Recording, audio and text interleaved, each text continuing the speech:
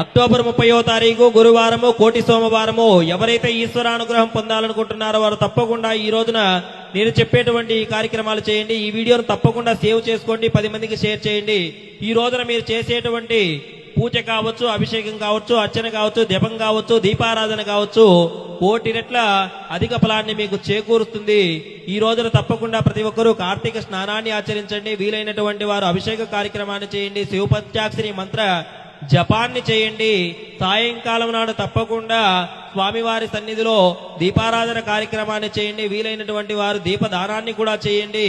తత్ఫలితంగా ఈశ్వరానుగ్రహం మీకు తప్పకుండా లభిస్తుంది. పరమేశ్వరుని అనుగ్రహంతో మీరు అనుకున్నటువంటి కోరికలు కూడా మీకు నెరవేరుతాయి. ఈ వీడియోను మీ బంధుమిత్రులందరికీ షేర్ చేయండి. దైవానుగ్రహం పేజీని ఎల్లవెల్లలా ఫాలో అవుతూ ఉండండి. ఓం నమ శివాయ అని కామెంట్ చేసి వీడియోను లైక్ చేయండి మిత్రులారా. అక్టోబర్ 30వ తారీఖు గురువారము కోటి సోమవారము ఎవరైతే ఈశ్వరానుగ్రహం పొందాలనుకుంటున్నారో వారు